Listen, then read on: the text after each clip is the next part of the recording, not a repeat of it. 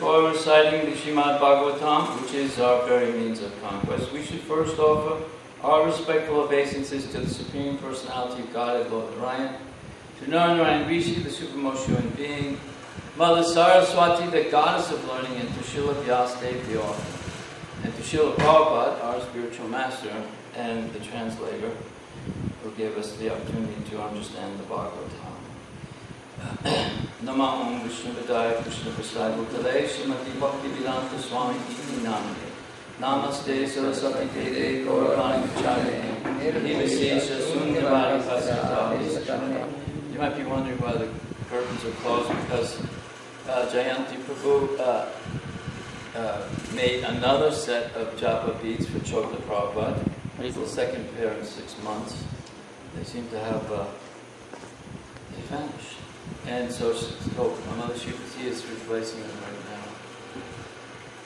And Bhakta Jesse is our pundit for the morning. We'll be chanting the Sanskrit. Thank you. Would you like me to start? Yes, please. Yante Jasatta Bhagavan Yudhishthula Panir Yate Jasa Bhagavan Yudhishthula Panir Yisma Pita Saghi Ijostram Adan Nijamne Vishram Pita Sagri Josme Anye Pichaham Amunaiva Kalevarena Ane Pichaham Amunaiva Kalevarena Rapto Mahindra Bhavane Mahad Asanadram Rapto Mahindra Bhavane Mahad Yate Jasatta Bhagavan Yudhishthula Panir Yate Jasa Bhagavan Yudhishthula Panir Isma Pita Sagirijostram Adan Nijamme Vishramita Sagirijostram Adan Nijamme Anye Pichaham Amunaiva Kalavarena Anye Pichaham Amunaiva Prapto Mahindra Bhavane Mahar Asanadram Prapto Mahindra Bhavane Mahar Asanadram Yate Jasatta Bhagavan Yudhishthula Panir Yate Jasa Bhagavan Yudhishthula Panir Isma Pita Sagirijostram Adan Nijamme Vishma Pita Sagirijostram Adan Nijamme Anye Pichaham Amunaiva Kalavarena Anye Pichaham Amunaiva Kalavarena Prapto Mahindra Bhavane Mahadasanadram Prapto Mahindra Bhavane Mahadasanadram. So someone else on? Yate Jasata Bhagavan Yudhishthula Panir Yate Jasa Bhagavan Yudhishthula Panir Vishma Pita Sagirijostram Adan Nijamme Vishma Pita Sagirijostram Adan Nijamme Anye Pichaham Amunaiva Kalevarena. Anye Pichamunaiva Kalevarena. Rapto Mahindra Bhavana Asanavidam. Prapto Mahindra Bhavane Mahadasanam.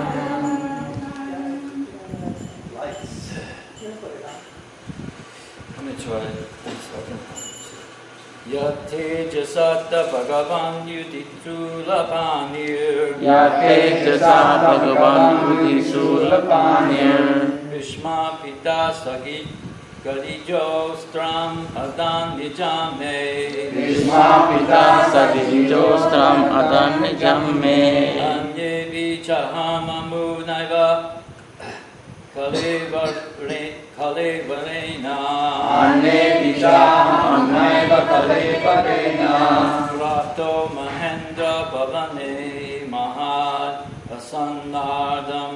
Prapto Mahindra Bhavane Mahadasanam.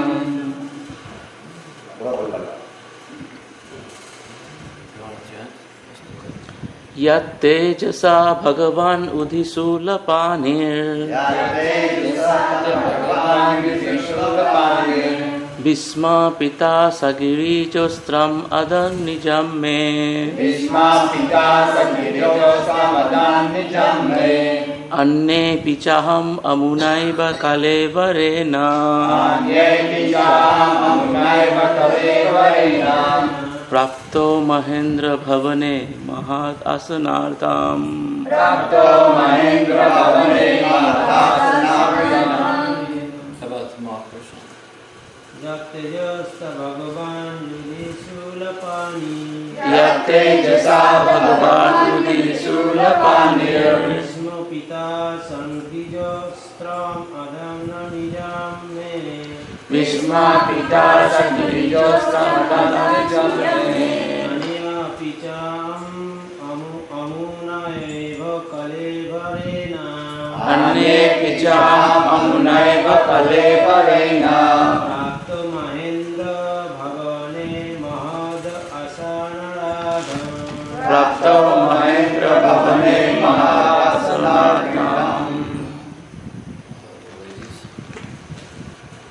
Tejasat Bhagavan Yudhishulapanir. Yat tejasa bhagavan udhisulapanir.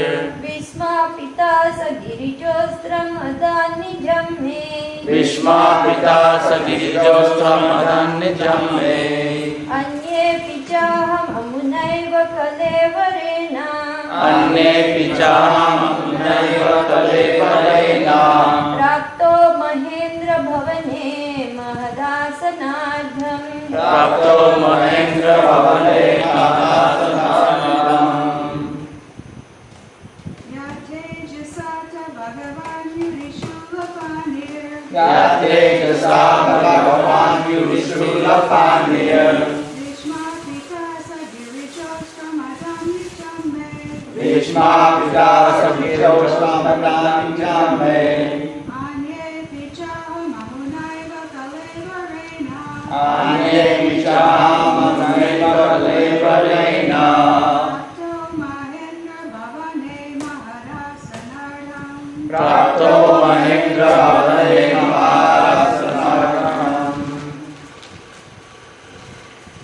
So, once Prabhupada was talking about that he was translating the Bhagavatam late at night or early in the morning, and there was a tiny, almost microscopic bug crawling across the page. And I just experienced that. This tiny little living entity. So, word for word. Yat. Yat. By whose? By whose? Tejasa. Tejasa. By influence. By influence. Ata. At one time. At one time. Bhagavan. Bhagavan. The personality of God. The Personality of God. And that's God with a small g. Lord Lord Shiva. Lord Shiva. Yeah, no, I'm just telling you that. I'm explaining. And so, no, Lord Shiva. Lord Shiva. Parentheses. Yudhi, Yudhi, in the battle. in the battle. Sulapani, Sulapani, one who has a trident in his hand. one who has trident in his hand. Vishmapata, Vishmapita, astonished. astonished.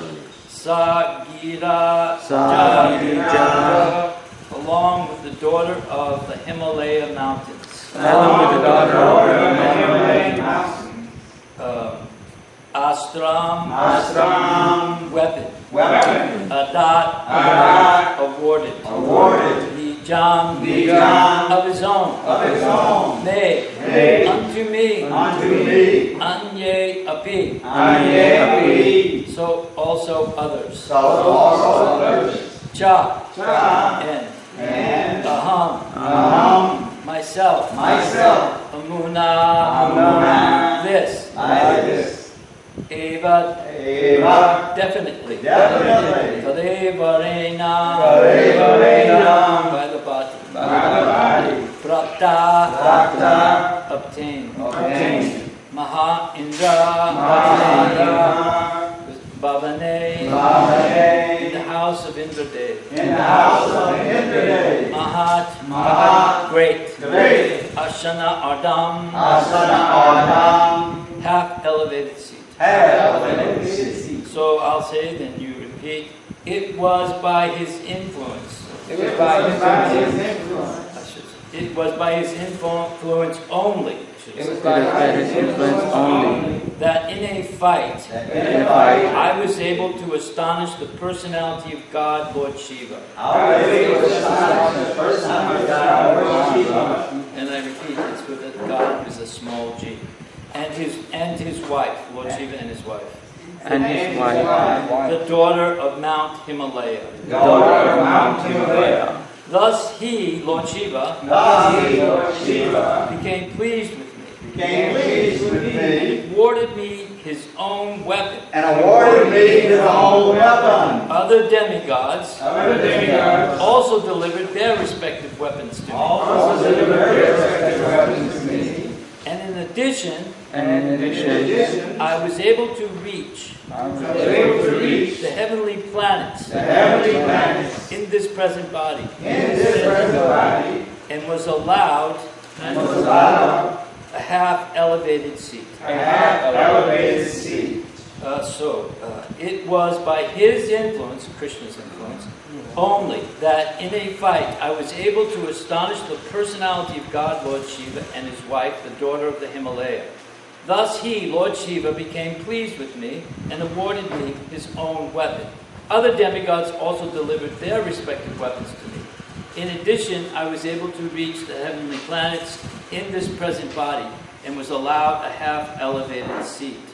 You know, I was reading this. My father used to play guitar, and there was a thing amongst musicians, specifically guitar players, that if they were in the presence of someone who was superior, they would give them their guitar. Right? They would hand it over. So it's kind of interesting. I don't know where it came from, but they're doing it here. Purport by Srila Prabhupada. By the grace of the Supreme Personality of Godhead, Sri Krishna, all the demigods, including Lord Shiva, were pleased with Arjuna. The idea is that one who is favored by Lord Shiva or any other demigod may not be necessarily favored by the Supreme Lord Sri Krishna. Ravana was certainly a great devotee of Lord Shiva, but he could not be saved from the wrath of the Supreme Personality of Godhead, Lord Ramachandra. And there are many instances like that in the histories of the Puranas. But here is an instance where we can see that Lord Shiva became pleased even in the fight with Arjuna. The devotees of the Supreme Lord know how to respect the demigods. But the devotees of the demigods sometimes foolishly think that the Supreme Personality of Godhead is no greater than the demigods. By such a conception, one becomes an offender and ultimately meets with the same end as Ravana and others. The instances described by Arjuna during his friendly dealings with Lord Krishna are instructive for all who may be convinced by the lessons that one can achieve all favors simply by pleasing the Supreme Lord Sri Krishna. whereas the devotees or worshippers of the demigods may achieve only partial benefits, which are also perishable, just as the demigods themselves are. So that's one whole class right there. But so this next paragraph is another significance of the present verse is that Arjuna, by the grace of Lord Sri Krishna, was able to reach the heavenly planets, even with the self-same body, and was honored by the heavenly demigods, the heavenly demigod Indradev, being seated with him, half elevated. And as far as my understanding is, Indra is actually Arjuna's father. So I'm sure there's some connection here for this.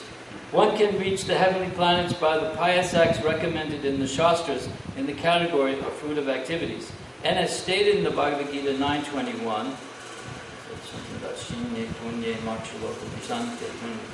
all of your pious activities are used up and fall back down into the Marchaloka.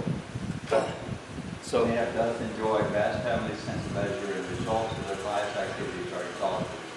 They return to this mortal planet again. Thus those who seek sense enjoyment by adhering to the principles of the three Vedas achieve only the repeated birth and death. Yay. So I'm reading. yeah. Our old cell phone. Well, it's still a mystic power somehow. Yeah. So when reactions of such pious acts are spent, the enjoyer is again degraded to this earthly planet. The moon is also on the level with the heavenly planets, and only persons who have performed virtues only, performing sacrifices, giving charity, and undergoing severe austerities, can be allowed to enter into the heavenly planets after the duration of life of the body. Arjuna was allowed to enter into the heavenly planets in the self-same body simply by the grace of the Lord. Otherwise, it is not possible to do so. The present attempts to enter into the heavenly planets by modern scientists will certainly prove futile, because such scientists are not on the level of Arjuna. They are ordinary human beings without any assets of sacrifice, charity, or austerities. The material body is influenced by the three modes of material nature, namely goodness, passion, and ignorance. The present population is more or less influenced by the modes of passion and ignorance, and the symptoms for such influence are exhibited in their becoming very lusty and greedy. Such degraded fellows can hardly approach the higher planetary systems. Above the heavenly planets, there are many other planets also, which only those who are influenced by goodness can reach. In heavenly and other planets within the universe, the inhabitants are all highly intelligent, many more times than the human beings, and they are all pious in the higher and highest mode of goodness. They are all devotees of the Lord, although their goodness is not unadulterated. Still, they are known as demigods, possessing the maximum amount of good qualities possible within the material world. So I'll just read the verse one more time. It was by his influence only that in the fight I was able to astonish the personality of God, Lord Shiva, and his wife, the daughter of Mount Himalaya. Thus he, Lord Shiva, became pleased with me and awarded me by his own weapon. Other demigods also delivered their respective weapons to me, and in addition, I was able to reach the heavenly planets in this present body and was allowed a half-elevated seat.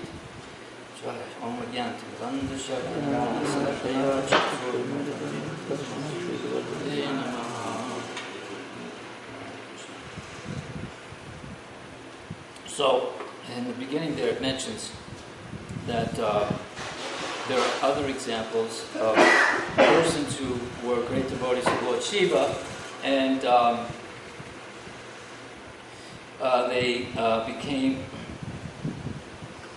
by worshipping Lord Shiva, they were pleasing Lord Shiva, but they weren't necessarily getting the blessings of Krishna. And there's a very good story in the Krishna book. It's a very unusual pastime I think, personally, because at one point, actually, Lord Shiva, who is the greatest of all Vaishnavas, actually engaged in a battle with Krishna. And so, I'll tell the story, but there's a few spots that are just, Prabhupada's words are much better. I'll just read a few sections of it. But it starts off where here, Banasura has a beautiful daughter, and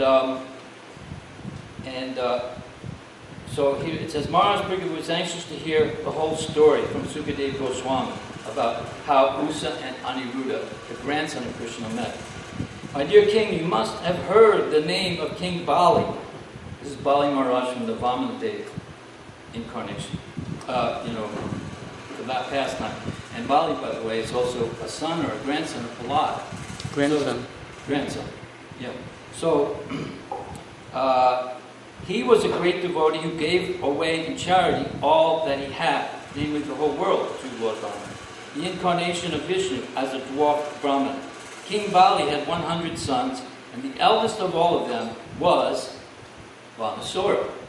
Now, Banasura, he rendered a tremendous amount of service to Lord Shiva, and Lord Shiva became very pleased with him. And he got benediction from Lord Shiva that he had 1,000 hands, which he would use to accompany Lord Shiva while Lord Shiva would engage in his different dances. One of them is mentioned here. Under Nirkar. Let's see it right now. But you can just imagine he's playing with 1,000 hands, and let's put this already, but I don't see it right now.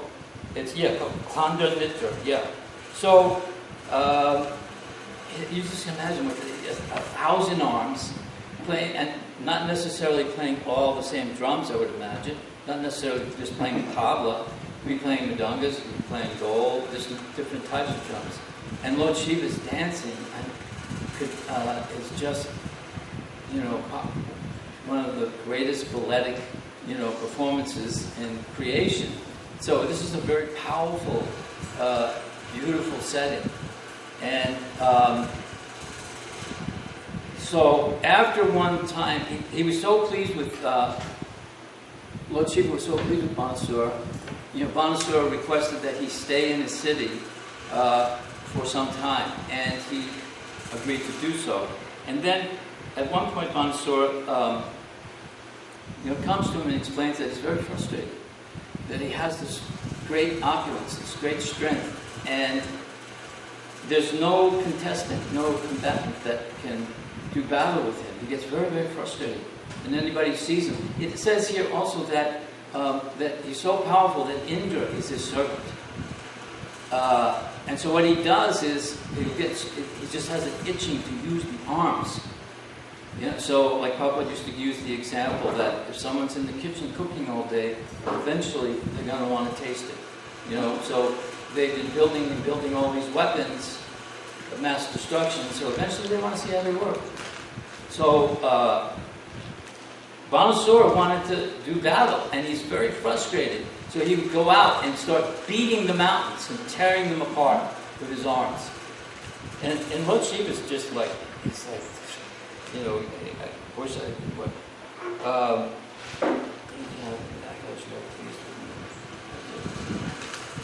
He said, he's sort of laughing at him. He says, here he's describing, my dear Lord, anyone who has not fulfilled his ambition will be able to do so by taking shelter of your lotus feet, which are just like desire trees. One can take from you anything he desires. My dear Lord, you have given me 1,000 arms, but I do not know what to do with them. Please pardon me, but it appears that I cannot use these properly in fighting. I cannot fight anyone competent to fight. I can't find anyone. And so then they all flee, they all run to me, and Lord Shiva realizes that his benediction has been troublesome for the Banasura, and he addresses him, you rascal! You are very eager to fight, but since you have no one to fight with, you are distressed, although you think that there is no one in the world to oppose you except me. I say that you will eventually find such a competent person, and at that time your days will come to an end, and your flag of victory will no longer fly. Then you will see your false prestige smashed to pieces. That's with an explanation. So after hearing this, Banasura becomes ecstatic. He's great. Oh, someone's going to defeat me. I'm going to find my match. He thinks this is great.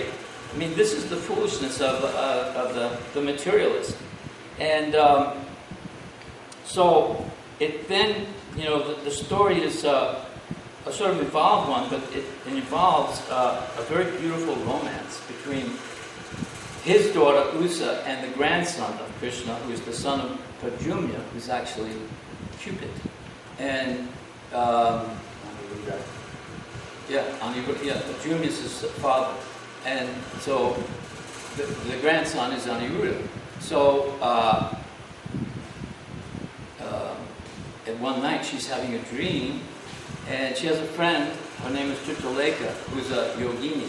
And she overhears her speaking in her dream, and she's obviously engaged in, kissing some young man. And the thing was that she was so well protected that she hadn't seen any men except for her father.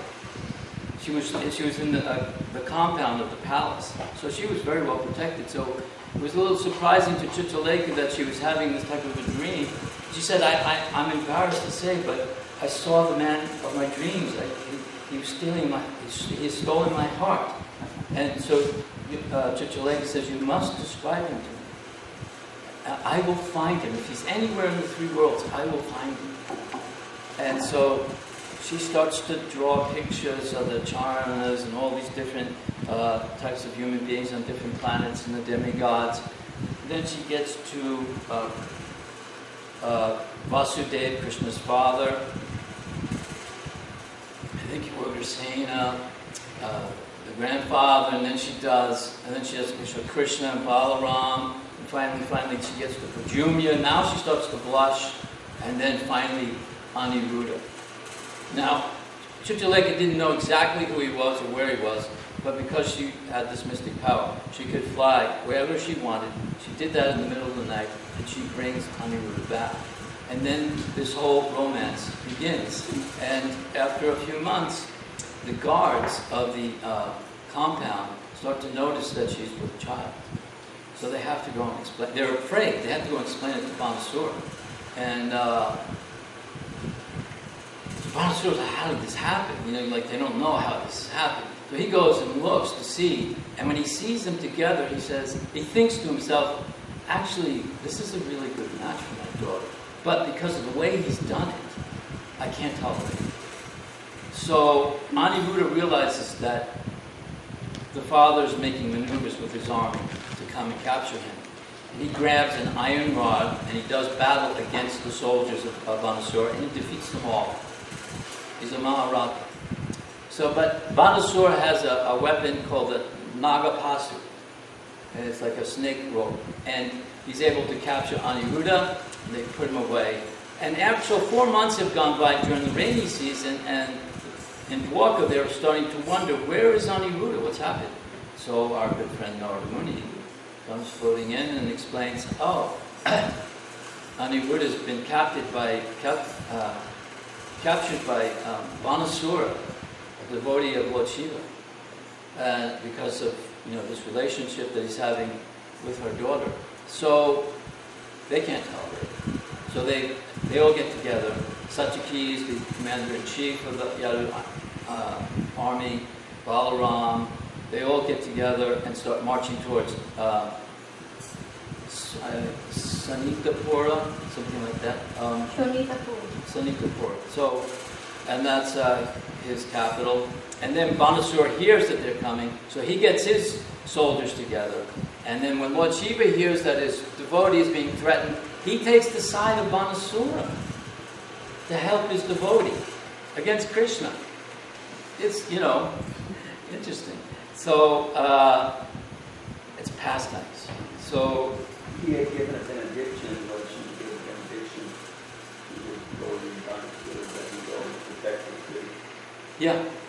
Yeah, and so that's what he was doing. And it also says that Banasura, even though he's considered an Asura, he was very generous in charity. He never broke a vow. He was very honest, truthful. But he was an Asura because he accepted, in the sense that he was accepting Lord Shiva as the Supreme Person, not Krishna. So, but all this is being set up to humble him and bring him to his correct, the correct understanding. And there's a huge battle that goes on. It just, would be so wonderful to see something like this done. And Krishna is fighting. He's fighting Lord Shiva. It's Lord Shiva and Krishna are fighting. Balaram's fighting two other people, Kadamba and someone else. And the commander-in-chief Satyaki of the Yadus was fighting directly with Banasura. And whoever was fighting with Kartikeya injured him. And he was bleeding profusely. And he takes off, he has a peacock carrier, and he takes off on his peacock carrier and flies away. So when Lord Shiva and Lord Krishna are fighting, first Lord Shiva throws and I may not get all this. Right before that, he was about to kill Banasura. No, not what I just read. Let me just finish it, then you can. I'll just find the spot and read it. Okay? No, I just thought I was just interjecting, man. I thought maybe right before Banasura, before Shiva and Krishna started fighting, he had to fight. Krishna had to, Shiva had to come protect Banasura, I think, didn't he? It didn't say that. Not that I remember, you might be right, but I don't remember it saying that. Sorry. So, I'll just find it where it starts off the description of the battle. There's Kartikeya and Ganapati, and we can only simply imagine how fierce the fighting was. Lord Shiva with his valiant sons on one side, Lord Krishna, the Supreme Personality of Godhead, and his elder brother, Sri Balaramaji, on the other. The fighting was so fierce that those who saw the battle were struck with wonder, and the hairs on their bodies stood up. Lord Shiva was engaged in fighting directly with Lord Krishna. Pradyumna was engaged with Kartikeya. So that's Aniruddha's father. And Lord Balaram was engaged with Banasura's commander-in-chief, Kumanda, who was assisted by Kupakarna. Samba, the son of Krishna, was engaged in fighting with the son of Banasura, and Banasura was engaged in fighting with Satyaki, the commander-in-chief of the other dynasty. In this way, the fighting was waged. Never. News of the fighting spread all over the universe. The demigods such as Lord Brahma from higher planetary systems, along with great sages and saintly persons, Siddhas, Charanas, Gandharvas, all being very curious to see the fight between Lord Shiva and Lord Krishna and their assistants. It must just be a wonderful thing to stage, but why? What is the reason? Why is Shiva and Krishna fighting? It's pastimes. While hovering over the battlefield in their airplanes, Lord Shiva is called the Bhutanata, being assisted by various types of powerful ghosts and denizens of the infernal, Bhutas, Pretas, Pratas, Guyakas, Dakinis, Pisachas, Kuzmandas, Vetalas, Vinayakas, Brahma, and Brahmana Rakshasas. Of all kinds of ghosts, the Brahmana Rakshasas are all very powerful. Brahmana transferred in the role of ghosts become Brahmana Rakshasas. The Supreme Personality of Godhead, Sri Krishna, simply drove all these ghosts away from the battlefield, beating them with his celebrated bow, Sangadan.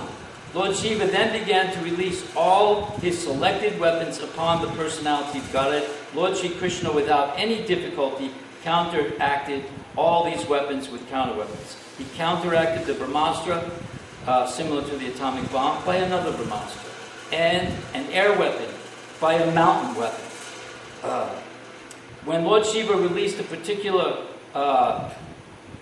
air weapon bringing about a violent hurricane on the battlefield, Lord Krishna presented just the opposing element, a mountain weapon, which checked the hurricane on the spot.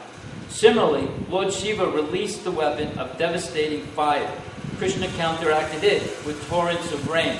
Now we may think this is very strange, but I remember back in the 70s or the early 80s, reading, I think it was around the time Gerald Ford was president, that the United States and some other countries actually signed a treaty not to use weather weapons. And it didn't make big news or anything, but I was just, a political junkie reading all these things. And we're studying this, and so obviously they must be aware of the things that are there in the Vedas, because they said we don't, and they must be trying to experiment with it. They signed a treaty never to use weather weapons against each other. So, but here Lord Shiva and Lord Krishna don't have such a treaty. And so, when Lord Shiva releases the devastating fire, Krishna counteracted it with torrents of rain. At last, when Lord Shiva released his personal weapon, called Pasupata Shastra, Krishna immediately counteracted it by the Narayan Shastra. Lord Shiva then, exasperated in fighting with Lord Krishna, Krishna then took the opportunity to release his yawning weapon. He put him to sleep. When this weapon is released, the opposing party becomes tired, stops fighting, and begins to yawn. Consequently, Lord Shiva became so fatigued that he refused to fight anymore and began to yawn. Go ahead, I don't care. And then his horses lay down, and everybody's sleeping. And so that's when Krishna then decides to go for Banasura, and at this point, Pajumi was fighting so fiercely with Kartikeya, the commander-in-chief of the demigods. Kartikeya was wounded, and his body was bleeding profusely. In this condition, he left the battlefield without fighting anymore, rode away on the back of the peacock carrier. Similarly, Lord Balaram was smashing Banasura's commander-in-chief, Kumbanda, and with the strokes of his club. Kupakarna was also wounded in this way, and both he and Kumbanda fell on the battlefield. The commander-in-chief being fatally wounded. Without guidance, all of Banasura's soldiers realized, or were scattered here and there. They were all killed.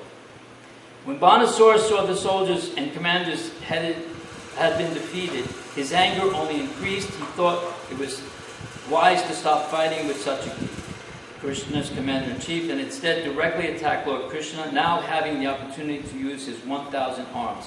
He rushed towards Krishna, simultaneously working 500 bows and 2,000 arrows. Such a foolish person can never measure Krishna's strength. Immediately, without any difficulty, Krishna cut each of Banasura's bows into two pieces, and to check him from going further, made his chariot horses lie on the ground, and the chariot then broke to pieces. After doing this, Krishna blew his conch shell, Panchajanda.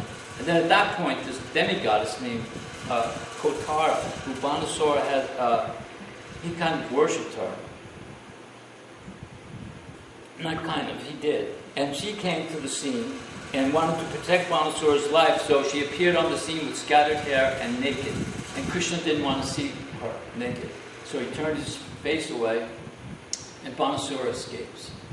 So then it gets into the battle with the big battle with the Shiva Dwara and the Narayan Dwara. The Shiva Dwara is excessive heat. At the time of the dissolution of the universe, the sun becomes 12 times hotter than it normally is, and everything begins to die. It's just burning up. And it's coming towards Krishna. So Krishna releases the Narayan Dwara, which is excessive cold. Cold. You can somehow survive heat, but cold, that defeats everything. As a matter of fact, Prabhupada uses the example, at the time of death, the body's temperature may rise up to 107. and then then all of a sudden the temperature drops and becomes very cold, and that's when the soul leaves the body.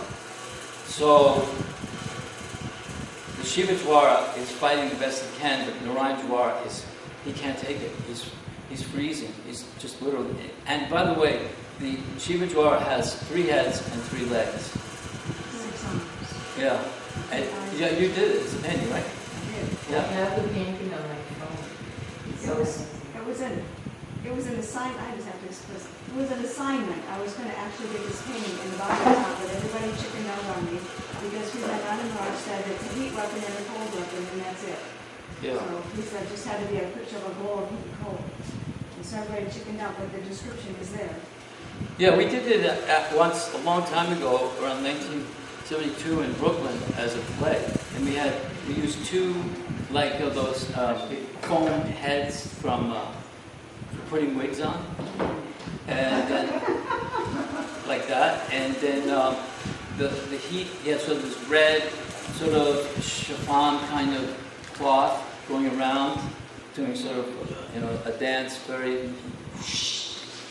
And it also had some like kind of not aluminum paper, but something like that makes a crinkling sound. So, and then the Narayanjwara, I forget how we worked him, but he was bluish, and I'm not sure now. Maybe Narayanjwara was right. I mean, that was with 3 heads. One of them was with 3 heads. Shivajwara had 3 heads. And Narayanajwara, there's no description and nobody could tell me what he looked like. So initially I unfortunately painted him equal to the Shivajwara, and that picked everybody else. But Narayana's servants always look like him, so Yeah. I painted him like him. But we did so that he was bluish, and the cloths were all blue, and made it like very ice. It had the Christmas type of ice things coming out. It was really. Yeah, I've seen this. You showed it once before to me. It's very nice. It's first class. So anyway, now the Shivajwara surrenders to Lord Krishna, and this is proof that ultimately, by taking shelter of a demigod, the demigod can only give you what up to a certain point. He can only give you so much protection. Everything that the demigods when you worship the demigod for whatever, wealth or success of any kind, that's coming ultimately from Krishna. So the demigod can only provide you with what Krishna provides him. And the demigod is limited. So people worship these demigods as supreme, but actually it's Krishna. And this story indicates that. And even then, Banasura does come back, and Krishna relieves him of his burden of the 1,000 arms. I don't want to get into all the details, but he leaves him with 4 arms. And Lord Shiva explains to him that this is Bali's son, Bali Maharaj's son, and Prahlad Maharaj's great-great-grandson, and you promised to protect everyone in that dynasty. And he said, I am fully aware of this, and I know he's also a good devotee of yourself, and so therefore I've only taken away. The burden on the earth was his army. The army was the demonic burden. And then I've also helped him with his problem of having too many arms. Which is what he wanted, but it didn't make him happy. So a typical thing that we desire something, we think this is what's going to make me happy, and then when we get it, like the saying is, be careful what you wish for, you just might get it.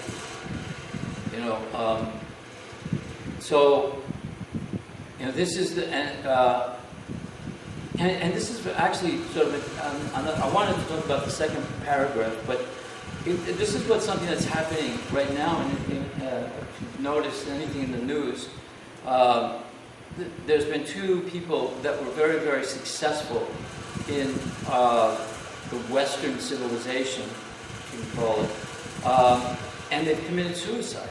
They have everything that they could possibly want, and a materialist would want. One was a woman, about a month and a half ago. I don't remember her name, but she created a fashion line with handbags and some other things, and sold this cottage industry that she had created for millions and millions of dollars.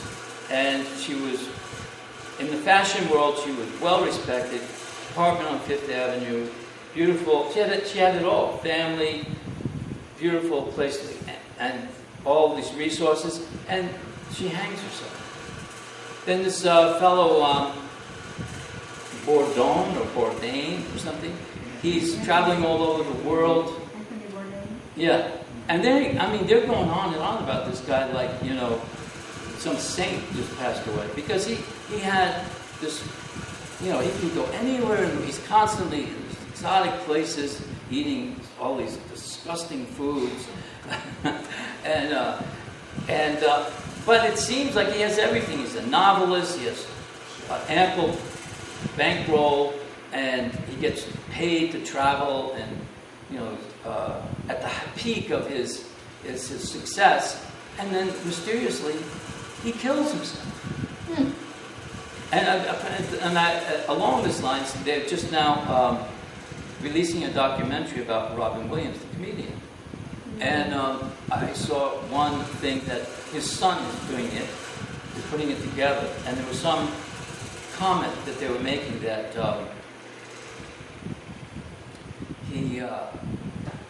he just finished doing a performance in front of 3,000 people. And somebody like Dick Cavett or something was sitting in the dressing room.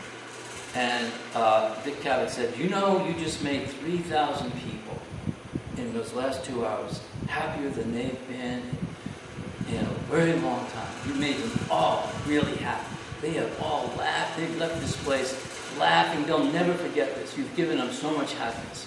And he said, you've given all of them happiness. He said, yes, all of them are happy, but me. It's again illustrated this whole concept that we've been talking about from the beginning, where Vyasadeva writes all the Vedas and explains how to work this material energy so that you can achieve the highest material goals. And he is asking Narada Muni, please enter my heart and see what's wrong. I'm empty inside. What's missing? I feel this pain. I've done all this service, explained how you can utilize things to become very pious within this material world and live very heavenly delights. But I'm morose. I can't be happy. And he explains that you haven't given them Krishna. There is no happiness in this material world, and we see it more and more and more. The more we turn around and look around, we should never ever think. Prabhupada said, if you're taking sannyas and you see a husband and wife, and you think, and just the tins of jealousy of that, then you're not fit for sannyas. You should not take sannyas.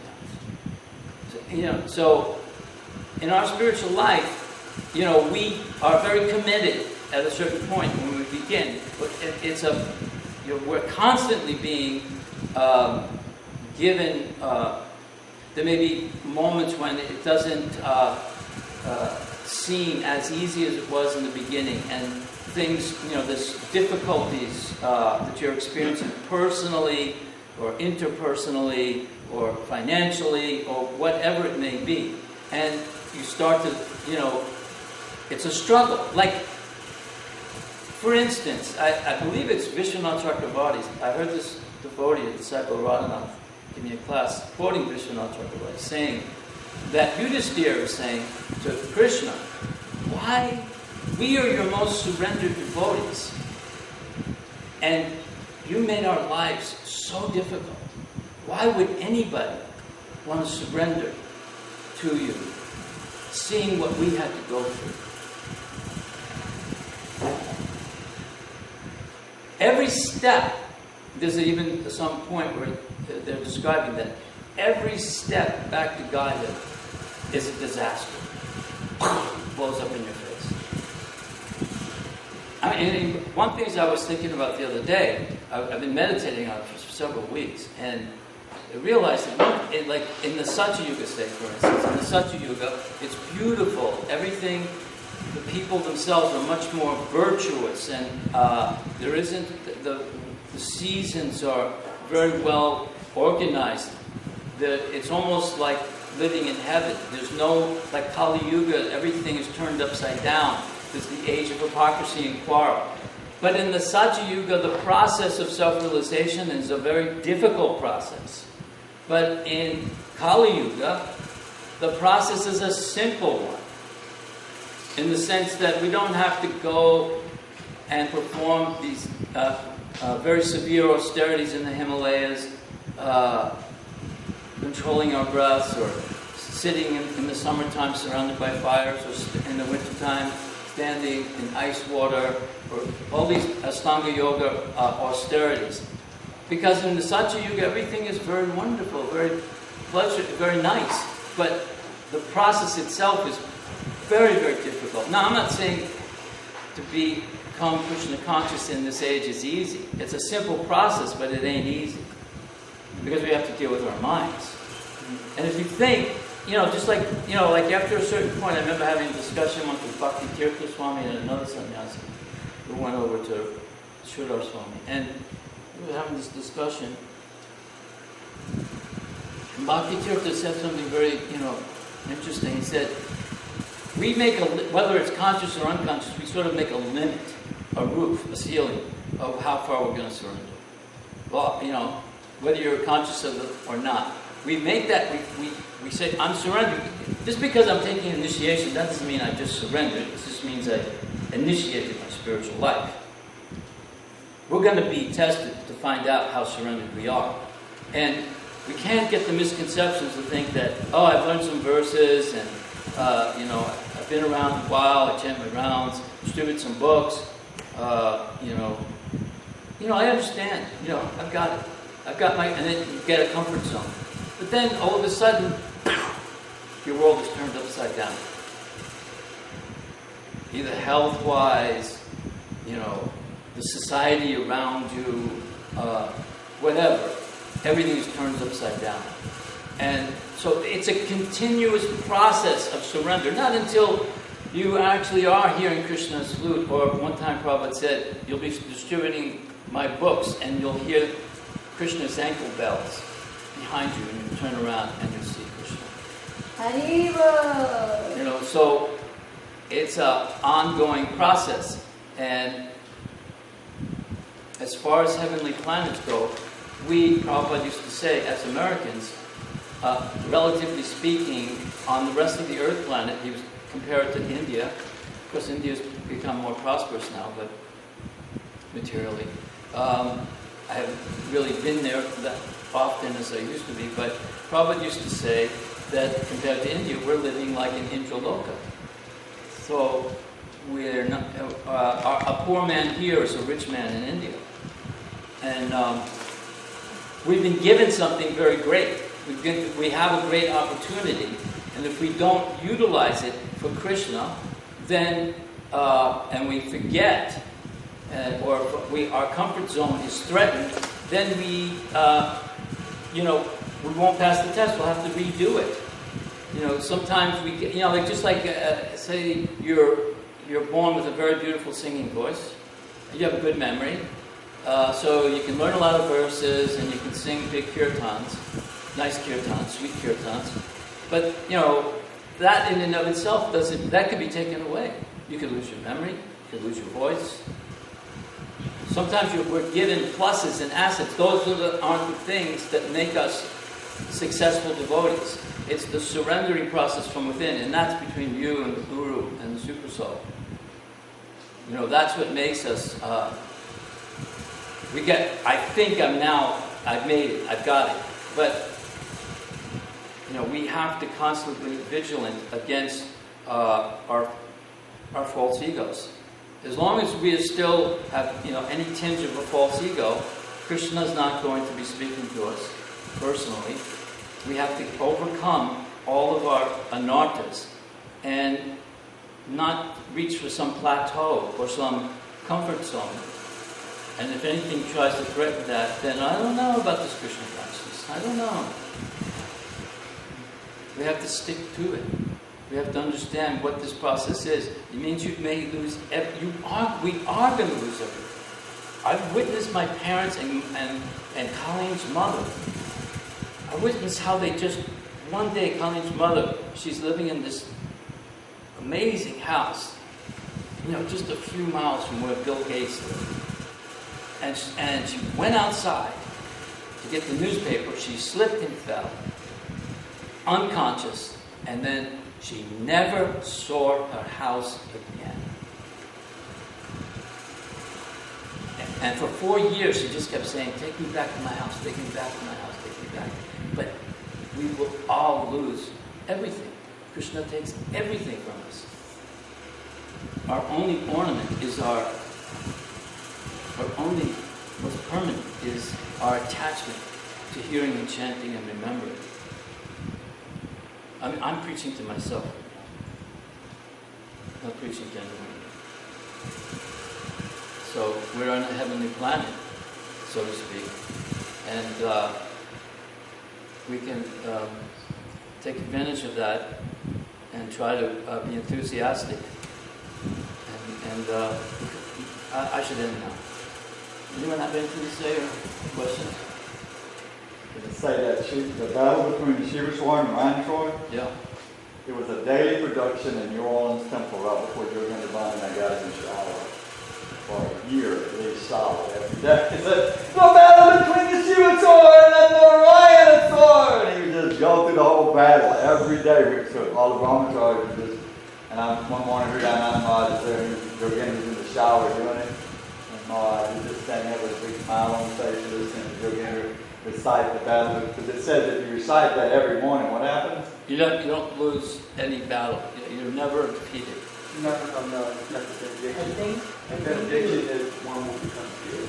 Yeah, fear at the time of death, you got one becomes pure. Well, I just read something else. When do we reflect upon the battle? Early morning hours. Sukadev Goswami assured King Parikshit that the narration of the fight between Lord Shiva and Lord Krishna is not at all inauspicious like ordinary fights. On the contrary, if one remembers the narration of this fight between Lord Krishna and Lord Shiva in the morning and takes pleasure in the victory of Lord Krishna, he will never experience defeat anywhere in his struggle for life. Haribo, Yogendra Bandana Ki. You made it. You've never been defeated yet.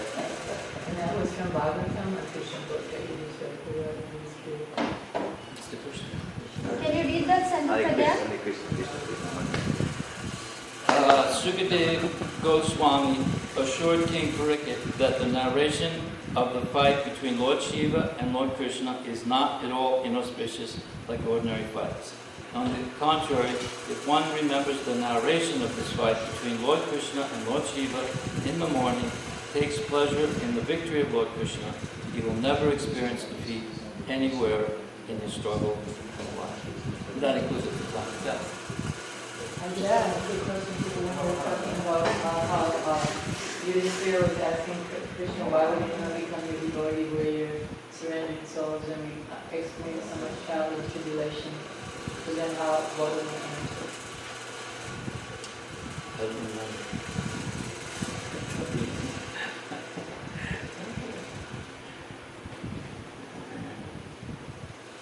No, I would say that, if I remember now, that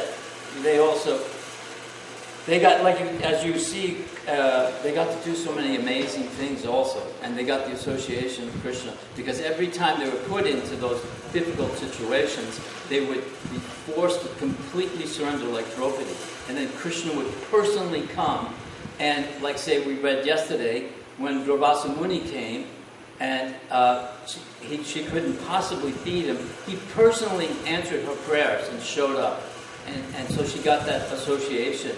And that's what Mother Kunti said, that by the distresses, we were forced to pray to you in a sincere way. And therefore, we got, your association more and more and more and more. So that is, the point is that the more when we're in distress, that's when we take shelter the most. It's easiest. But when you get comfortable, sometimes, sometimes you may take things for granted. So when you're in distress, real distress, you'll have a Draupadi moment and you'll take shelter of Krishna. And then Krishna comes and you see his mercy work in your life.